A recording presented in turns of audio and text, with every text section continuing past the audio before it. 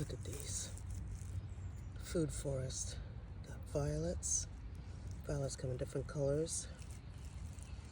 And they have a slightly sweet taste to them. Great in salads. People make syrups out of them. But you gotta collect a lot. So it's just starting to come out. So I'm gonna collect some of these and then see what else we can find. Purple violets. Look at that. It's everywhere. Have to be careful though. You don't wanna, like, I know this trail and I know in Reston they don't spray, but usually you don't wanna eat where there's a lot of traffic. Car traffic, I mean, because of the exhaust. But I know this is safe. Garlic mustard. These are wonderful for pestos. You can put them in soup, you can put them in salads. They're invasive, so don't feel too badly about pulling them out. You can't use the stems, but you can definitely eat the leaves. I think I'll dish this up tonight. Okay, onward. So here we have more garlic mustard.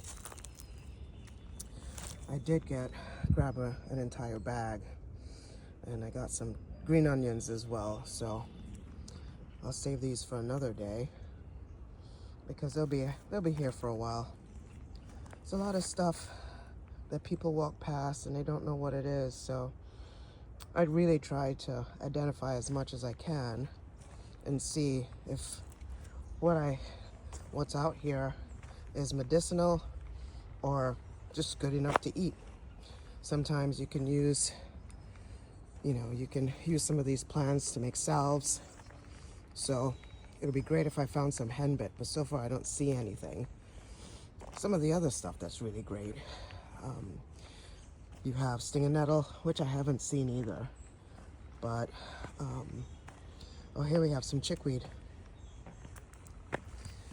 So this stuff is really good in salads. It's really tender. And refreshing. You know, it's not too overwhelming. Probably grab some of these. Would it be great if I can find. So I'm also looking for some cleaver. Oh, here we go. Cleaver.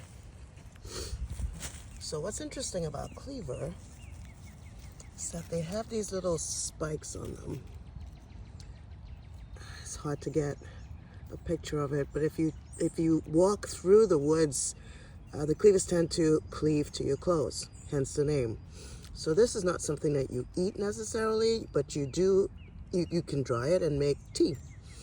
But it doesn't look like there's a whole lot of it just yet, but I will be coming back for some more. They grow in really huge clusters, so and it's just interesting because in nature you'll find things all alongside the trail. So if you know what you're looking for, here's some more cleaver. It's just starting to come out because we've had some rain. And then, yep, look, there you go, a field of cleaver. And these are fresh. Lovely. Look at that. All nutrition. I think this was about where I found them the last time, a few years ago.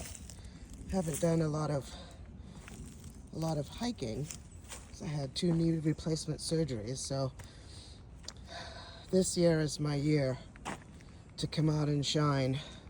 We shall see. So another plant that's pretty cool are the ferns. Now, there's something called fiddleheads. They look very similar to this, and they're quite tender. They're pretty good to eat. I haven't had them yet because I haven't found any, but I can tell that these aren't fiddleheads because the stems are furry. So that's not edible. But I'm not going to stop looking, that's for sure. Some wild blackberries. I have lots of this here in Reston. Lots of them. Again, Reston is just awesome. Look at that. When I lived in Front Royal, I had no idea. This is before I started foraging. I had no idea what those things were. They were just like bushes with prickles on them, and I did not want them in my yard. Come to find out that they were raspberries and blackberries. So I'm gonna be more mindful about picking, looking at things and thinking that they're weeds and that they need to be gone. Okay, there we go, green onions. Lots of them. I mean, there were a lot more at the beginning of the trail, but it's another example of along the trail, there's food. So figured out what these are. They're mock strawberries. So I'm not sure if the fruit that comes from the flowers will be this yellow. I think it will. But you can see in the center there, looks like a yellow beginnings of a strawberry.